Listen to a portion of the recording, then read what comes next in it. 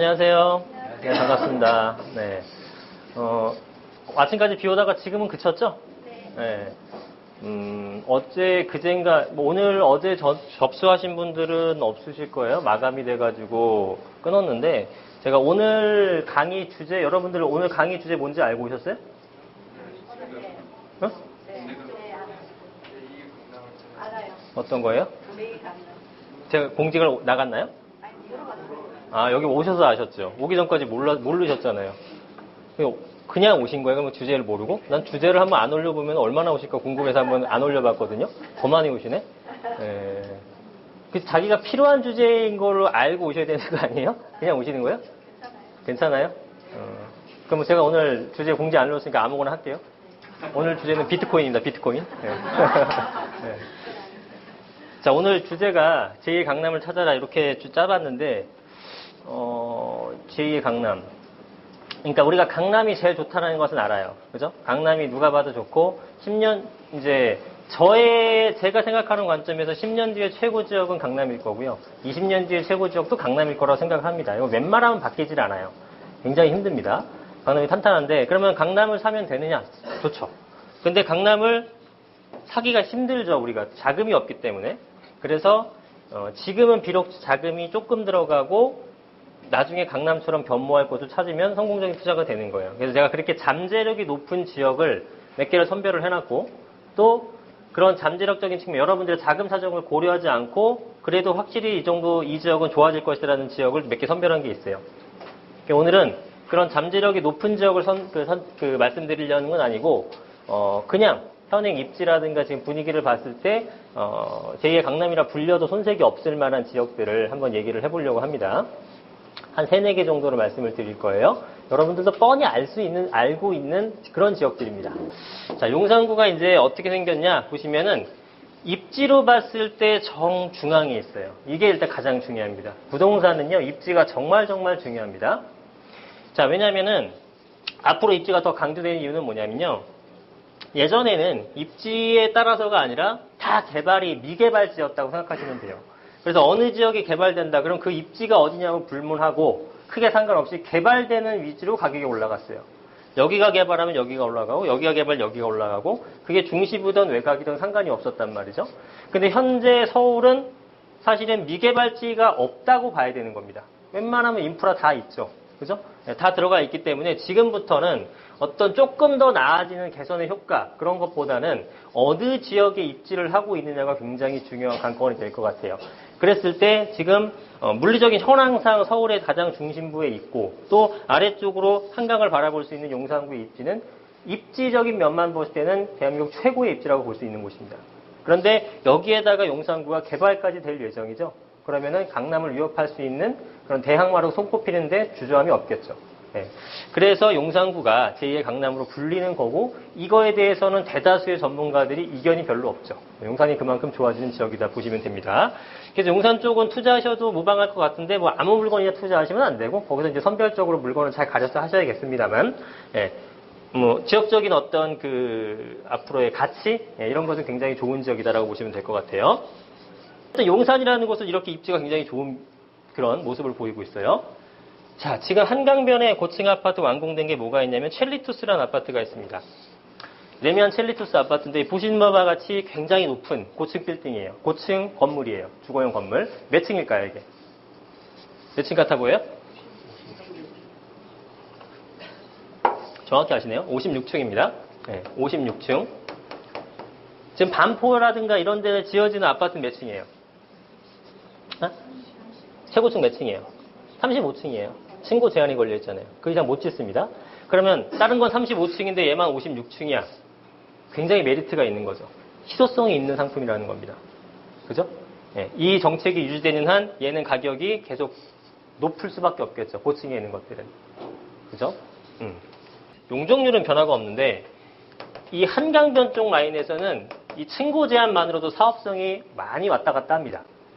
자, 그냥 간단하게 예를 들면 여기서 자, 요런 70층짜리 고층 건물을 2개를 지어요. 요거와 같은 용적률을 적용을 했는데 똑같은 용적률을 적용을 했는데 35층짜리 4개를 짓는 거. 또 하나는 18층짜리로 8개를 짓는 거. 여러분 어디 가고 싶어요? 이거 1번, 2번, 3번 어디 가고 싶어요? 응? 1번. 3번 가고 싶으신 분. 아니 뭐 개인 취향이니까 이건 개취니까. 없어요? 2번, 3번 있으시고 2번은 없어요? 다 이거야? 뭐 높은 데 살아서 뭐하게. 네. 그런데 어쨌든 아파트 매매 가격으로 따지면 이게 월등히 높죠. 한강 뷰를 바라보느냐 안 바라보느냐 차이가 큽니다. 아까 첼리투스 같은 거 보셨잖아요. 첼리투스 내가 가격도 꼭 뽑아놨는데 그 가격이 어느 정도 차이가 나냐면은 여기 있네. 여기 보시게 되면 다 35억이에요. 35억. 이건 다 층이 어때요? 다 높은 것들이죠. 근데 여기 제가 일부밖에 안 뽑았지만 쭉 내려가서 제일 낮은 건 얼마냐면 23억도 있습니다. 네, 이건 3층, 4층 이런 애들. 당연히 차이점은 뭐예요? 평수야, 타입이야 이런 게 아니야. 전혀 이건 다 똑같은 타입이에요. 똑같은 타입은 아니지만 똑같은 평수예요, 사실상.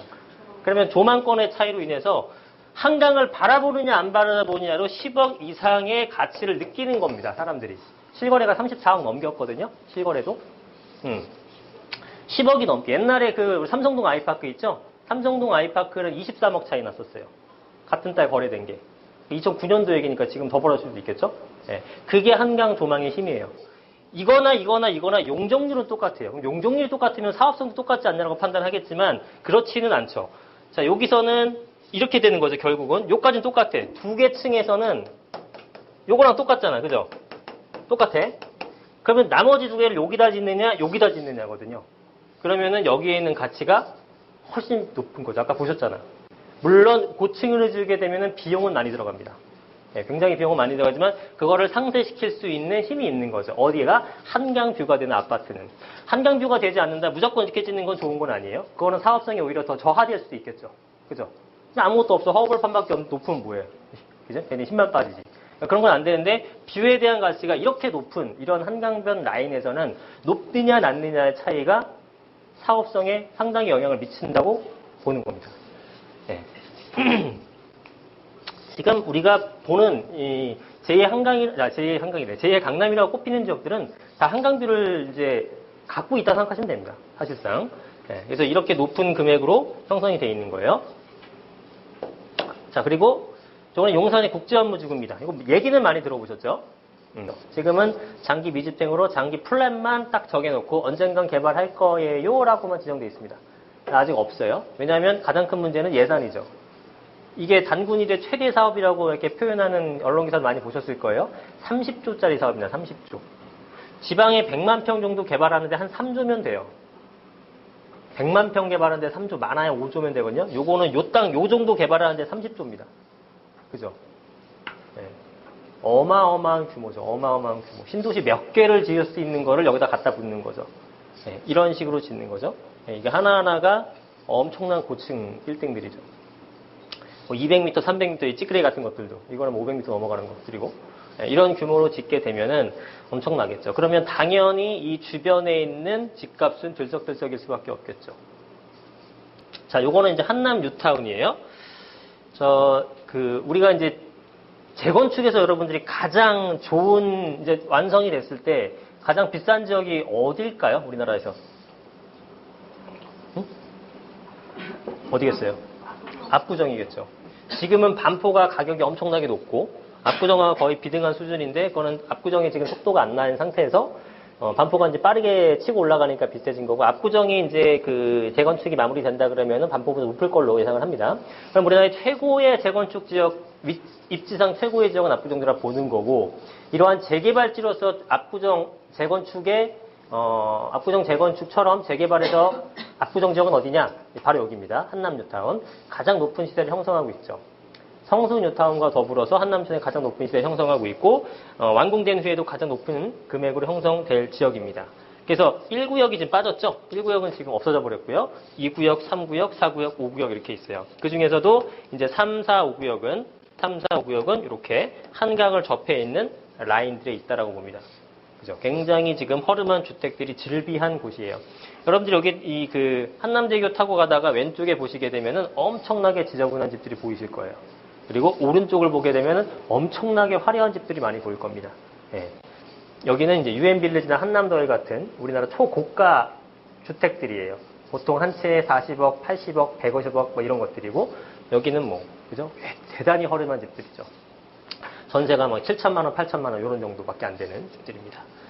자, 그리고 뒤에 보시면 여기가 아까 말씀드렸던 유엔빌리지라는 곳이에요. 자, 요게 이제 요 라인이 한남대교 라인이고 이 왼쪽 편이 한남뉴타운이겠죠? 그 다음에 오른쪽 라인이 유엔빌리지의 모습입니다. 자, 이게 뭐냐면 이게 파란색이 뭔지 아세요, 여러분? 그 네이버 지도상으로 보면은 로드뷰라고 있어요. 로드뷰 누르시게 되면 이게 자동차로 다니는 길입니다. 네, 자동차로 다니는 길이고 여기가 안 들어가면 자동차를 못 다니는 길이에요. 근데 보시면 여기가 뭐 끊겨 있죠? 여기도 끊겨 있죠? 아무것도 요 안에는 지들이 막 다니긴 해요. 그런데 외부랑 소통할 수 있는 길은 요거 하나밖에 없습니다. 무슨 얘기인지 아세요? 지금 엄청나게 여기 내부에서는 지들끼리 막 다니잖아. 이렇게 미로처럼 뿅뿅뿅뿅뿅 다니는데 나가질 못한다니까? 나갈 길이 없어. 그냥 개미집처럼 돼 있는 거예요. 그죠? 개미집처럼. 다 지들끼리 돌아다니고 나가는 길은 오직 이거 하나예요. 굉장히 폐쇄적인 거죠. 이건 누가 좋아하냐면은 연예인들이 되게 좋아합니다. 연예인들이 많이 살아요. 네. 왜냐면 사생활 보호가 되잖아. 그죠? 그래서 그 입구가 여기고 요 라인 들어오고 요 라인으로 나가는 거 외에는 안에는 저렇게 많은데 들어가는 입구가 하나밖에 없어요. 그래서 여기가 실제로 대단히 비싼 아파트지 맞죠? 얼마 전에 여기 안 나오나? 얼마 전에 분양한 고급 주택은 95억 정도에 분양을 하더라고요.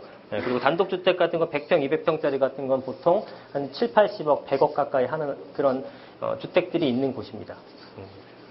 그리고 이 바로 건너편 쪽이 이제 한남 더힐 아파트예요. 더힐 아파트 많이 들어보셨죠? 최근에 누가 사서 유명해졌던데? 누가 샀죠? 네, 소지섭이가 샀어요. 얼마에 샀죠? 61억 원에 샀습니다.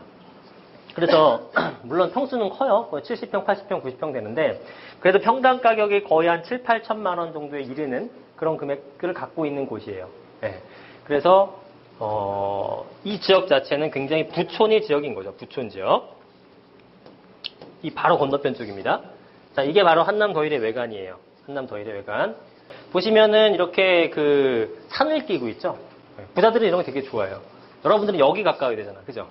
걔네들은 여기 가까운 거 별로 안 좋아합니다. 복잡복잡해서. 얘들은 산 낀 거 좋아해요. 산 낀 거. 왜냐면 어차피 걔네들은 지하철을 이용 안 합니다. 차량만 갖고 다녀요. 그래서 그거 중요하지 않고 이런 폐쇄성이 있거나 그 다음에 이런 자연 환경적으로 친화적인가 아닌가 이런 것들을 중요하게 여겨요. 그래서 여기가 보시게 되면 매매가가 보통은 40억에서 90억 정도 하는 그런 모습들을 보이고 있죠. 굉장히 비싼 그런 지역이다. 요거는 뭐냐면요. 나인원 한남이라고 이제 지금 현재 한창 공사 중인 아파트가 있습니다. 옛날에 외인주택 부지를 부셔갖고 진행했던 거. 이게 분양가가 이제 높니 낮니 해갖고 설왕설래 말이 많았었던 거기입니다. 현재 조감도상에 보시게 되면 굉장히 저층 테라스 형태로 이쁘게 지어놨죠. 이렇게 짓는 거고, 매매가는 지금 확정된 건 없지만 한 6, 70억 정도가 되지 않을까라고 생각을 하는 그런 곳이죠. 여기가 이제 건너편 쪽이 더힐 아파트, 여기가 유엔빌리지 쪽이고, 여기 이제 외인주택 부지예요. 누가 더 가격이 높을지도 한번 봐야겠죠. 새 거인 거는 얘가 장점이 있는데 제가 볼 때 입지는 더힐이 조금 더 우위에 있는 것 같아요. 얘는 부자들이 좋아하는 그런 폐쇄성하고는 약간 거리가 있어요. 그죠? 이 대로변에 그냥 한복판이 있잖아. 그죠? 이런 것들을 그렇게 선호하지 않기 때문에 유엔빌리지는 이제 한강뷰가 또 바라본다는 장점이 있고 대신 단점은 커뮤니티가 없죠. 개별적인 집이니까. 여기는 커뮤니티를 왕창 잘 넣으면은 아무래도 좀 커버가 되지 않을까. 얼마나 할지는 모르겠지만 그런 게 좀 신경을 써야 될 것 같아요. 어쨌든 뭐든 간에 엎치락 뒤치락 50보 100보 굉장히 비싼 애들만 모여있는 동네가 바로 용산이라는 곳이다 라고 말씀을 드리는 거예요. 자, 그렇다면 지금 여기 이렇게 허여동동한 부지가 여기가 이제 아까 나인원 한남 부지였고요. 여기가 이제 더힐 부지였고요. 여기가 지금 유엔빌리지 부지가 되죠. 여기는 이제 센트럴파크가 조성이 되고 있고요. 여기는 더하죠. 여기는 지금까지 했던 애보다 한 레벨 더 윗니다. 이거는 이제 이건희 회장이 살고 계신 그 재벌가 총수들이 살고 있는 곳이에요. 보통 한 150억에서 한 300억까지 하는 아파트들이 있는 그런 곳들입니다. 자, 그러니 지금 한남뉴타운을 높게 평가하는 이유는 뭐냐면, 자, 여기 입지가 너무 좋은 거예요. 제가 볼 땐. 그죠? 주변 지역이 지금 가격이 장난이 아니고, 아래는 한강이고, 위로는 남산이고, 왼쪽에는 센트럴파크를 갖고 있고, 신분당선이 들어오게 되면서 엄청나게 완벽한 입지를 갖고 있는 지형이 되는 거죠. 그러니까 지금 가격이 비싸냐? 무지하게 비싸죠.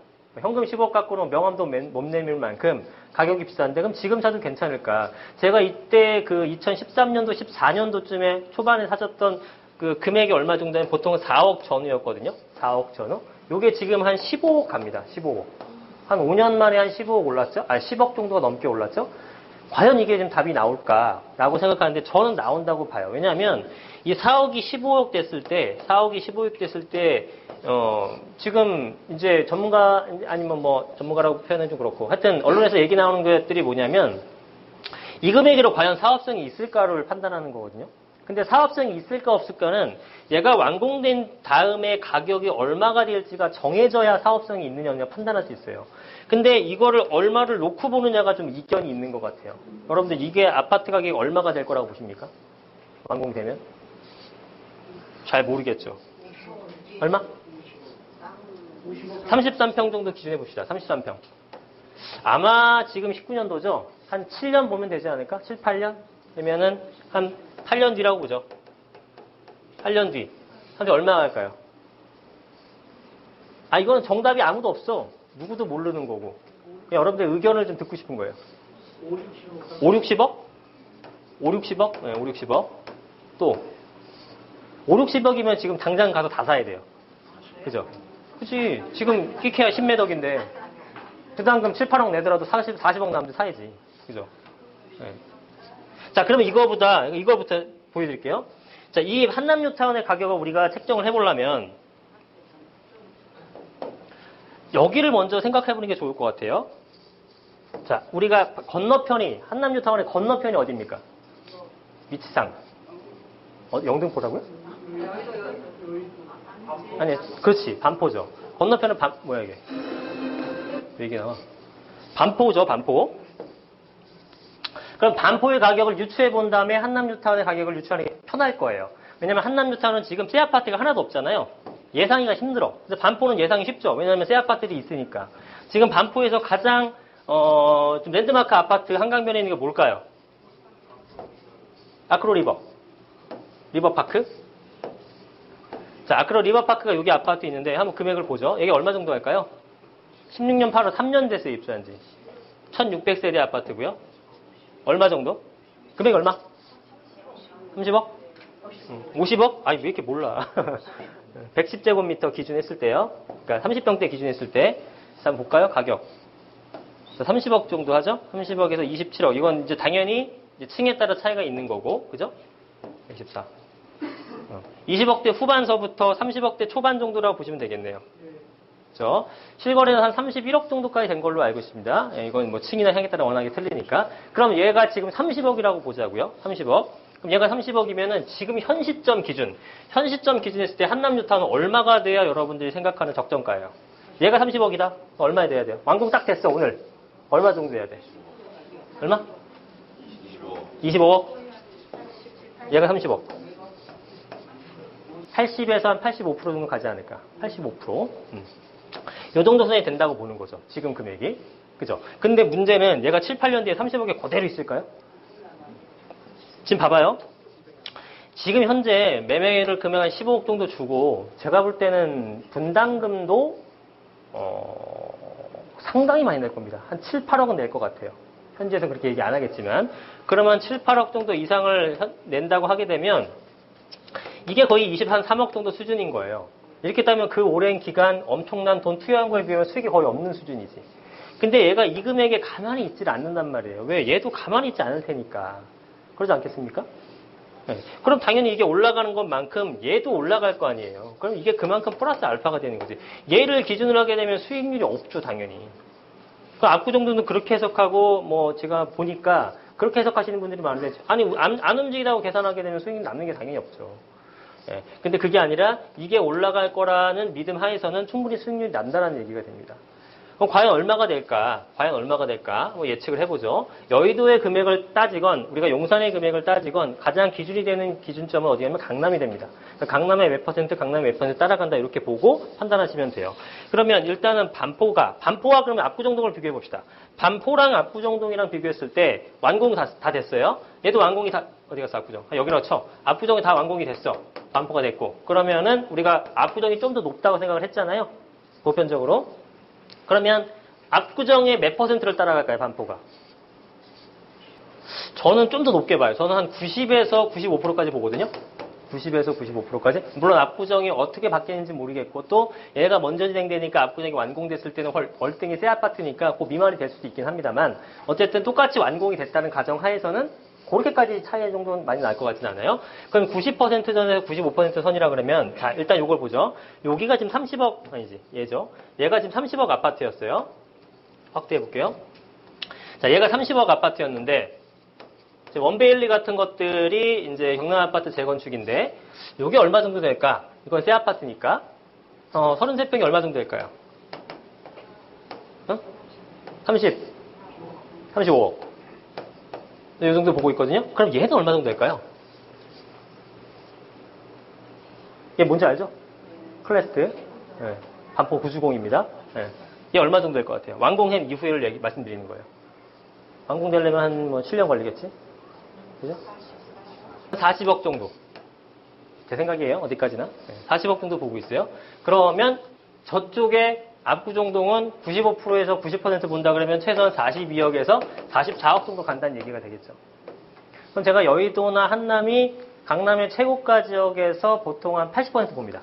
그럼 얘네가 80%라 그러면 제가 얼마 정도 되면 한 8, 9억 빠지는 거잖아요. 그러면 한 2, 3억 정도 보는 거죠. 32, 3억.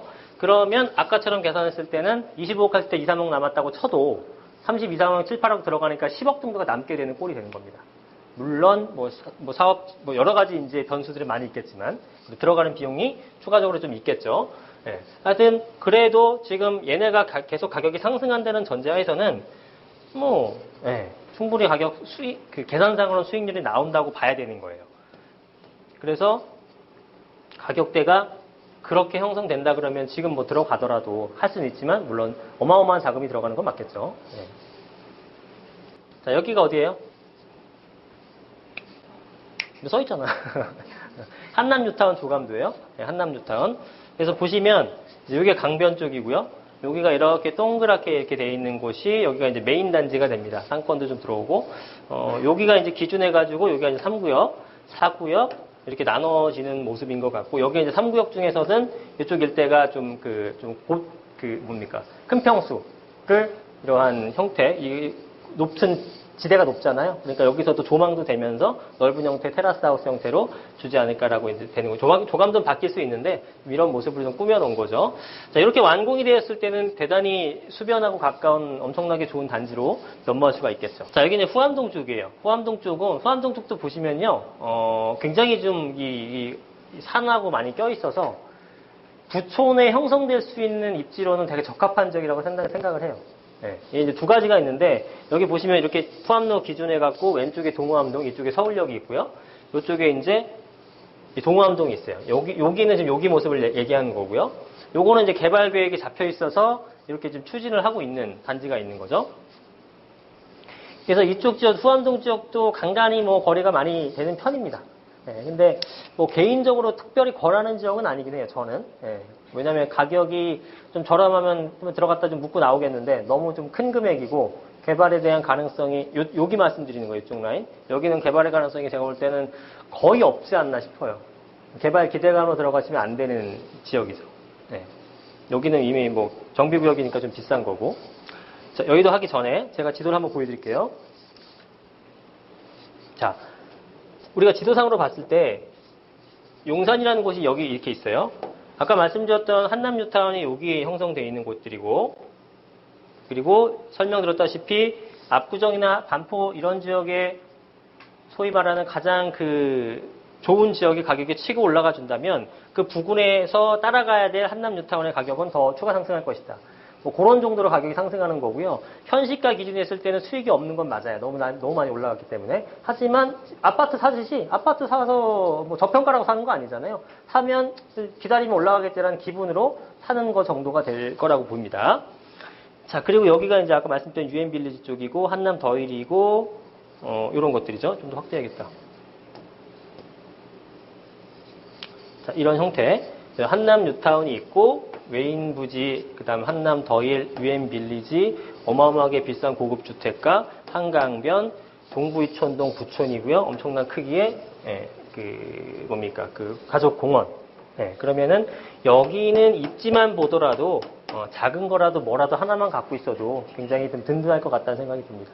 그죠? 하지만 여유자금으로 들고 가야 됩니다. 그죠? 왜냐하면 사업 속도라는 게 뭐 어느 정도 많이 반환점은 돌긴 했는데 항상 변수가 있는 거고 향후에 추가 분담금이 얼마가 나올지 지금 예단이 안 돼요. 그죠? 다 틀려. 얼마가 나올지. 감정평가를 안 해봤으니 뭐 누가 아나 세상에. 어디까지나 다 예측치죠. 예측을 항상 보수적으로 하진 않아요, 사람들이. 그죠? 희망적으로 하지. 그러다가 맨날 추가 분담금 폭탄이 나오는 거 아니겠습니까? 네. 그래서 실제로 준비된 자금이 좀 많으신 분들만 한 들어가시면 좋을 것 같다는 생각이 듭니다. 자, 그리고 이제 위쪽으로 올라오면은 후암동이 어디냐면 여기가 후암동이죠? 이쪽이 후암동일 때. 자, 이렇게 보시면은 가운데 커다란 길이 있어요, 후암로가. 그래서 이쪽이 이제 동쪽의 후암동이고 이쪽이 서쪽의 후암동이에요. 개발되는 건 어디냐면 이쪽이 개발되는 곳입니다. 네, 여기 사는 거 괜찮아요. 근데 비싸죠. 저렴하게 살라 그러면 이쪽 오른쪽을 가야 되는 거죠. 오른쪽. 오른쪽이 제가 부촌 형성의 주거지로서 좋다고 판단하는 것은 함남이래. 남산하고 붙어 있잖아요. 이런 거 좋아한다고요. 이런 거. 그리고 층 다니는 형태란 말이에요. 그러니까 여기다가 짓게 되면은 다 부시고 짓게 되면 엄청나게 예쁜 형태의 주거단지를 만들 수는 있어요. 근데 실제로 그게 현실적으로 돼야 안 돼요. 안 돼요, 절대. 절대란 말 써도 괜찮아요. 절대 안 됩니다. 네. 여기는 남산이 껴있기 때문에 일단 층고 제한이 있고요. 층고 제한이 층고래. 층수 제한이 있어요. 7층. 7층인가? 네. 그리고 한 20m인가 있어요. 그럼 사실 층고도 3m, 30은 잡아야 될 텐데 3m로 잡아도 뭐 층층 다 못 올리죠. 네. 그러면은 여기가 어차피 저층에 테라스 하우스를 지어야 되기 때문에 상관없지 않느냐? 맞아요. 저층에 테라스 하우스를 지어야지만 빛을 발할 동네예요. 왜냐면 예전에 여러분들 그거 기억나십니까? 남산 쪽에 한 20년도 넘은 것 같은데 저 어렸을 때인가? 더 됐네. 그럼 20년 더 됐네. 이렇게 두 아파트를 그 TV 현장에서 폭파시키는 거 있었어요. 기억나요? 남산을 이렇게 우르르 무너뜨린 거. 그게 남산의 미관을 해친다고, 경관을 해친다고 부신 거잖아요. 그러니까 이런 데서 높게 못 줘요, 허가를. 네, 허가를 못 주. 이 주변은 다 못 주는 거예요. 그래서 일종 주거지를 만들거나 전용 주거지를 만들거나 층고 제한을 거는 건데, 그러면 앞으로도 얘는 뭐 남산이 없어지지 않는 한 계속 거기에 걸려 있는 거거든요. 그러면 여기에 어마어마하게 많은 다가구 단독 빌라들이 있단 말이에요. 그거 다 부시고, 예를 들어 1000세대라고 쳐보자. 1000세대 부시고 여기다가 200세대지요. 800명 쫓겨나야 돼. 동의합니까? 안 하죠? 사업성도 안 나오고 절대 못 하는 거예요. 예. 되면 좋지. 되면은 너무너무 예쁜 동네지만 사실상 안 되는 거예요. 제가 여러분들한테 이 말씀을 드리는 이유는 뭐냐면 그런 얘기 안 하고 여기도 개발됐으니까 여기는 아직 싸다. 그러니까 사두면 좋을 것 같다라고 해서 혹해서 사는 분들이 적지 않다라는 거예요. 개발에 대한 기대감으로 들어가시면 안 되는 동네예요. 뭐 개발이 안 된다고 가격이 안 오르냐? 그건 별개의 문제지만 오를 수는 있지만 개발 기대감으로 들어가시면 안 된단 말이에요. 개발은 현실적으로 불가능한 동네라고 봅니다. 제 개인 판단으로는.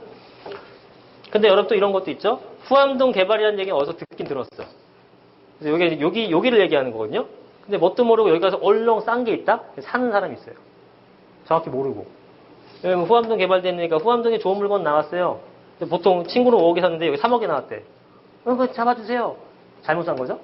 이런 경우도 이제 조심해야 되는 부분이고 그런 경우가 있어요. 그런 거 조심하시고. 자, 후암동 쪽에 이제 옆에 이제 이쪽이 전망이 밝은 건 뭐냐면 이런 개발지는 전망이 밝은 건 뭐냐면 서울역 같은 것들이 지금 청량리와 더불어서 가장 많은 지하철 교통 라인이 들어가게 됩니다. 한 10개에서 11개 정도까지 들어가게 돼요. 그죠? 이거는 뭐 더블 역세권, 트리플 역세권, 쿼드러플 이런 개념이 아니야. 그 다음부터는 잘 모르겠어요. 하여튼 10개 넘게 들어갑니다. 어마어마하게 많은 그 교통의 허브가 되는 거죠. 그럼 청량리랑 서울역이랑 둘 다 이렇게 교통의 허브가 됐어요. 어디가 더 높겠어요? 어디? 서울역이 낫죠. 용산구가 좋아요? 동대문구가 좋아요? 그거랑 묻는 거 똑같죠? 여기 훨씬 더 높겠죠. 그죠? 그래서 가격 상승이 엄청나게 클 것이다. 그래서 이제 빛을 발하는 동네가 거리가 많아진 동네가 어디냐면 요 동네입니다. 서울역과 인접한 여기가 서계동이라는 곳이고 그 다음에 여기가 이제 갑자기 이름 생각이 안 나네. 청파동, 그 다음에 이제 원효로 1가, 뭐 용문동, 신계동, 원효로 2, 3, 4가 뭐 이렇게 있습니다. 네, 요 라인들. 자, 요 라인들이에요. 그래서 여기도 물론 당연히 이제 개발이 된다 그러면은 대박 나죠. 개발이 돼서 아파트가 들어섰다. 얼마나 좋겠습니까? 그죠? 용산에 있다는 것만 해도 축복이잖아요. 근데 개발이 거의 힘들지 않을까 보는 거예요. 되면 좋아. 엄청 좋아. 대박나. 근데 안 될 가능성이 90이 넘다고 생각하는 거기 때문에 약간 도박성 투자예요. 그죠? 이거 땡겨서 거의 안 되지만 되면 우르르 대박이잖아요. 아, 이런 표현은 좀 위험한가? 농사를 되게 옹호하시는 분도 많으니까. 근데 저의 개인적인 느낌은 개발이 되면 정말 좋은데 개발의 가능성은 상당히 낮다라는 겁니다. 약간 공격적인 투자예요. 적극적인 투자라는 표현보다 조금 더 공격적인 투자가 되는, 그 자기 성향에 맞게 하세요. 근데 저도 용산에 많이 사들였는데 그거는 투자 금액이 작을 때 했던 것들이에요. 투자 금액이 예를 들어 5천만 원이다. 요 정도라 그러면 해볼만 해요. 왜냐면 5천 그냥 묻어놓고 여유 있으신 분이 그냥 가보는 거야. 되면 좋고 뭐 안 되면 말고. 근데 지금 한 2억씩 넣고 하기에는 너무 부담이라는 거죠. 가능성이 낮은 지역에서. 그죠?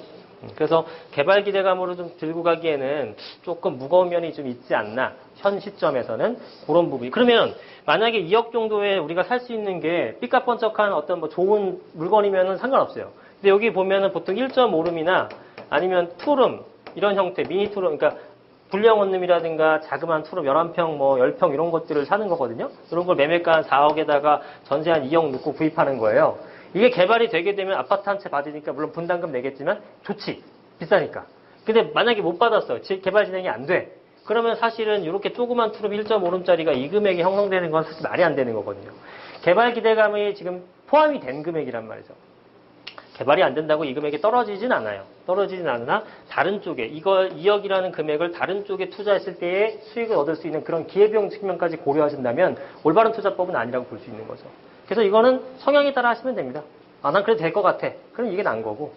만에 안에 안 된다. 그럼 다른 쪽 투자하는 게 훨씬 더 나은 투자가 될 가능성이 매우 높습니다. 네. 그래서 지금 시점에서는 제가 용산 투자를 많이 권해드리진 않는 거고, 만약에 용산 쪽에 투자를 하신다 그러면 똑같은 금액으로, 같은 금액으로 개발은 기대하지 않으면서 조금 더 넓은 주택을 구입할 수는 있어요. 말씀드렸다시피 작은 주택이 이렇게 비싼 이유는 개발 기대감 때문이에요. 근데 개발이 안 되는 곳도 있어요. 예를 들면은, 요런 쪽에 보시면요. 이게 지금 한남 뉴타운 쪽이잖아요. 아이고. 한남 뉴타운 쪽이잖아요. 한남 뉴타운 쪽에 보면, 이렇게 보시면 막 이렇게 지저분한 골목도 있고 이렇게 반듯반듯한 골목도 있죠. 바둑판처럼. 보이시죠? 보이시나요? 네. 반듯반듯 이런 데는 개발이 잘 안 되죠. 인프라가 잘 갖춰진 동네고 깨끗한 동네니까. 그래서 주거 환경이 열악한 곳이 재개발하는 건데 환경이 좋단 말이죠. 이거는 재개발을 할 조건 자체 안 갖춰진 곳이에요. 그러니까 개발이 안 된단 말이죠. 그러나 이런 데는 여기는 금액도 똑같이 투자 금액이 한 1억대 후반에서 2억 안 넘어간단 말이에요. 이 정도란 말이에요. 근데 훨씬 넓고 깨끗한 고급 빌라를 구입할 수가 있어요. 그럼 전 차라리 이런 것들이 낫지 않을까 싶은 거예요. 저 기대감 때문에 뭐 자그마한 거 갖고 있느니 얘네 같은 건 개발이 되지 않더라도 보세요. 방금 설명드린 것처럼 얘가 6, 70억이래. 얘는 35억, 30억 정도 얘기를 한대요. 얘네들은 뭐 100억이네? 얘네들은 뭐 60억이야. 얘네들 뭐 200억 하네? 거기 있으면 그래도 뭔가 되지 않을까요? 워낙에 주변이 좋으니까. 아무리 빌라라도 그렇다고 내가 3억, 4억 하진 않을 거 아니야. 다들 막 이러고 있는데, 친구들이. 그래서 그런 것들이 투자했을 때, 어차피 투자를 하신다면, 용산에 갖고 싶다면, 이런 쪽에 투자를 하시는 게 훨씬 더 수익률. 결국 우리가 뭐 개발이 되는 걸 꼭 봐야 되나요? 내 것만 올라줘서 나만 돈 넣으면 되는 거 아니야? 막말로 솔직히. 그렇잖아. 네. 개발이 되건 말건 수익을 얻을 수 있는, 내게 매매가가 상승하는 그게 최종 목적이라면, 이런 쪽의 투자가 훨씬 더 낫다고 저는 판단을 합니다. 네. 개발 여부가 그렇게 중요한 게 아니에요. 오르는 게 중요한 거지. 오르는 게. 예. 이런 쪽에, 이런 식으로 투자를 하는 것도 하나의 방법이다라고 말씀드리는 거예요. 다 했나요? 다 안 했지. 다 했고, 여기 했고, 여기 했고. 이제 아까 여기 말씀드렸었던 엄청나게 예쁜 30조 원의, 31조 원의 사업이 들어가는 곳이 바로 여기를 얘기를 하는 겁니다. 자, 여기를. 자, 어마어마한 규모죠. 여기다 이제 개발이 되게 되면은 일단 가장 먼저 뜰 지역은 이 서부 이천동 쪽이죠. 원래는 전체적으로 개발을 하려다가 지금 분리 개발이 됩니다. 그래서 이 일대가 가격이 지금 무서워요. 지분당 1억이 넘습니다. 이게 개발됐을 때 가장 큰 수혜를 받을 곳. 그 다음에 원효로 사가 쪽이라든가 이런 쪽도 지금 가격이 굉장히 비싼데 역시 이쪽에 수혜를 받을 곳. 그래서 얘네들의 개발 기대감을 안고 가는 곳들입니다. 그래서 얘가 되긴 될 것 같아요. 제 생각에도. 그래서 이런 거 사두는 거는 나쁜 것은 아닌데 엄청난 인내심을 요합니다. 10년 뒤에도 그대로 이렇게 되지 말라는 가능성이 없는 건 아니에요. 그죠? 배제할 수 없어요. 어떻게 될지 몰라요. 이게 30조 정도 사업이면요, 여러분들, 국가 예산으로 다 안 돼요. 그러면 어떻게 되냐면, 엄청난 많은 기업들이 컨소시엄을 해야 되고요. 솔직히 중국계 자본이라든가 이게 돈 있는 외국계 자본들을 같이 섞어서 해주지 않는 이상 감당이 안 됩니다. 그죠? 감당이 이거 무슨 수로 감당합니까? 그죠? 그래서 그렇게 됐을 때의 가격은 엄청나게 높겠죠. 물론 이게 다 완공이 되는 시점에 가격이 올라가는 건 아니에요. 아시죠? 여기서 뭔가 누가 딱 컨소시엄 들어가서 개발하겠다라는 기사만 뜨게 되면 얘네들은 아마 미친 듯이 올라갈 겁니다. 매물 싹 다 사라지겠죠. 그럼 미리 선점하면 여러분들은 가격이 엄청나게 뛸 거예요. 그리고 얘네가 또 안 됐다 그럼 또 빠지긴 하겠지만 되면은 대박 나는 거죠. 그래서 약간 리스크가 있지만 수익을 좀 낼 수 있는 그런 형태가 되죠. 근데 여기 있는 것들이 가격이 싸지는 않아요. 요런 거, 이쪽은 좀 비싸고, 요런 데는 조금 그래 좀 싸지. 얘네들은 뭐 자그만, 아까 그런 것들, 원룸, 투룸, 이런 것들이 있어요. 막연한 투자입니다, 약간은. 근데 비싸진 않아요, 아직은. 그럼 그런 걸 한번 해보시려면 하셔도 되고. 얘가 되면은 이제 대박이 날 수 있는 그런 형태가 됩니다. 자, 그랬을 때 동부이천동 쪽, 서부이천동 쪽이 그렇고, 동부이천동 쪽도 가격이 적지 않죠. 일단은 아까 보셨던 우리 첼리토스 아파트가 여기 있습니다. 56층에 35억을 자랑했던 이곳이고, 이게 가격이 이렇게 높아지다 보니까 얘네가 가격이 다 뛰어요. 아까 말씀드렸죠? 지금 얘가 움직이지 않는다고 가정하게 되면은 얘네들도 재건축 하나도 못합니다. 왜냐면 얘가 올라가는 만큼 얘도 가격이 따라오거든요. 근데 얘가 더 올라갈 걸 가정하고 얘네가 이제 사업성이 있다고 판단하는 거예요. 원래 그래요. 이게 지금 개발돼서 뭐가 될 것 같다라면 미리 선반영해서 가격이 다 올라가는 거기 때문에 얘가 예를 들어 이런 거죠. 어떤 지금 말씀드리는 게 뭐냐면 얘가 지금 뭐 30억을 해요. 근데 얘가 지금 20억을 한대. 근데 20억이 한다는 게 아니라 얘가 예를 들어 추가 분담금이 10억을 내기로 했어요. 딱 가정입니다. 근데 지금 금액이 현재 금액이 10억이야. 여러분 사 말어. 안 사요? 사요. 돈이 있다고 가정하고 하죠. 10억 지금 현금 10억이면 그러니까 매매가가 10억이야. 매가가 10억이고요. 추가 분담금이 10억을 내. 옆에 있는 단지 새 아파트 완공되니까 얘가 30억을 했어요. 그럼 사야 돼 말아야 돼? 고민할 문제 아니잖아요. 그죠? 무조건 사야지. 무조건 사잖아요. 그러니까 이게 금액이 이거 형성되는 게 맞아요? 형성될 수가 없는 거야. 꾸역꾸역 올라가서 이게 17억, 18억 정도까지 가면 이제 고민을 하겠지. 기간도 설정해야 되고, 이 기간 동안에 다른 건 해야 되나. 이렇게까지 올라가는 것까지는 당연히 올라가는 겁니다. 원래 이렇게 되는 게 정상적인 거지. 10억짜리 맨날 찾아봐야 죽어도 안 나와요. 바본가? 이 사람은? 조합원인데 이걸 모를까봐? 훨씬 잘 알지? 이런 매물은 찾아도 없는 거예요. 그리고 지금 17억 됐다고 해서 사업성이 없다. 당연한 소리를 하고 있는 거예요. 당연히 없는 거지. 이걸 기준으로 하면 이게 나중에 30억, 40억 가니까 이게 수익이 나는 거지. 이걸 기준으로 하게 되면 좀 멈춰있다고 생각했을 때 저렴한 눈먼 매물을 찾고 지금 뭐 사업성이 없다는 등 그런 소리 하시면 안 되는 거예요. 여러분들이 아니라 그런 새끼 얘기하는 사람들이 있더라고. 그래서 그거는 말이 안 되는 얘기고요. 자, 그래서 이제 여기는 이제 가격이 물론 비쌉니다. 가격이 되게 나중에 높아질 지역이지만 비싸고, 여러분들이 여기 제가 조사를 해보니까 한 7억에서 한 7억 5천? 요 정도, 7억에서 8억이라고 해보죠. 7억에서 8억 정도 가면, 여기 형님들은 못 사는데, 요 뒤쪽에 동생들은 살 수 있어요. 형님들은 다 뭐야? 재건축하는 애들이고요. 뒤에 애들은 다 리모델링으로 얘기하는 애들입니다. 리모델링 추진단지인데, 여기가 뭐 통합재건축 얘기도 나왔던 곳이에요. 이게 어디냐면은 강촌이라든가, 그 다음에 여기 이촌 아파트, 그 다음에 뭐 한가람 아파트, 뭐 대우 아파트 이런 애들이에요. 이거 다 합치게 되면은 뭐 한 5천 세대 되나 봐요. 4,900m 이렇게 돼갖고 이제 리모델링을 하겠다 이런 얘기가 나왔는데 헛소리입니다. 안 돼요. 절대 안 됩니다. 이거 지금 하나 단지를 이견주의라고 해도 힘들어 죽겠는데 이걸 다 합쳐서 한다고요? 지금 이상적인 발언입니다. 그거 기대하시고 사시면 안 돼요. 그렇게는 안 되고 다만 하나씩 할 수는 있겠죠. 그거는 그나마 가능성이 있어요. 그죠? 얘네들은 어차피 재건축은 불가능합니다. 용적률이 높아서. 리모델링밖에 안 갈 거고요. 리모델링을 가는데 그랬을 때 지금 리모델링이 왜 진행이 안 되냐면 여러분도 아시겠지만 내력벽이라는 거 알고 있죠? 내력벽. 내력벽을 철거를 해줘야 되는 거예요. 내력벽 철거. 내력벽 철거를 안 하게 되면은 모양이 도저히 안 나옵니다. 그래서 내력벽 철거 무조건 해줘야 되는데 이게 원래 16년 3월 달에 발표를 하기로 했다가 3년 유예를 했어요. 그럼 언제야? 19년 3월이잖아. 발표를 안 하네? 연말까지 또 미뤘어요. 그래서 연말에 내력벽 철거가 될지 안 될지는 이제 봐야겠죠. 근데 저는 내력벽 철거가 되면은요, 그러니까 리모델링의 구조가 이쁘지 않기 때문에 정말 이거는 사실 투자하면 안 되는 상품이에요. 이 개인 사견이에요, 사견. 리모델링은 리만 쓸게요. 스펠링 몰라서 그런 거 아니에요? 리모델링은 구조가 이쁘지 않고요. 그 다음에 쉽게 생각해서 이제 건물 윗면을 봤을 때 이렇게 생긴 것들이 앞뒤를 늘리는 거잖아요. 그럼 여기도 단지가 있었는데 얘가 이렇게 앞뒤로 늘려놨고 얘도 이렇게 앞뒤로 늘려놨잖아요. 동간거리가 너무 짧아집니다. 여러 가지 면에서 굉장히 불편한 것들이 많아요. 기술이 발달됐다고 해도 완전히 까 없애고 짓는 거랑 뼈대 남겨놓고 짓는 거랑은 물리적인 천황 차이가 날 수밖에 없거든요. 기술적 차이로 어떻게 해결이 안 되는. 그래서 이런 형태로 만약에 리모델링 추진되면 지금 리모델링이 인기를 끄는 거는 재건축이 하도 이 제재를 받으니까 대안으로서 생각을 하는 거지 재건축이 될 수 있는 리모델링을 한다? 그런 일은 존재하지 않아요. 재건축이 훨씬 좋은데. 그죠?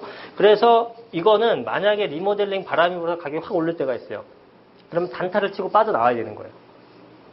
그게 금방 시들 거예요. 왜냐하면 또 리모델링이 물론 성공 사례가 없지는 않아요. 지역주택조합도 성공 사례는 있어요. 뭐든 그래. 예?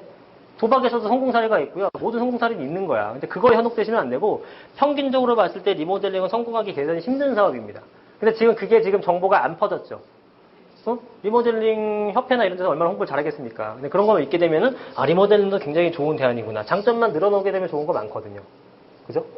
뭐 임대주택 뭐 안 해도 되고 어쩌고 저쩌고 기부채나 뭐 어쩌고 얘기할 수 있는데 그런 걸 감안하더라도 리모델링이 오래 잘 진행되기는 힘들다고 보는 거예요.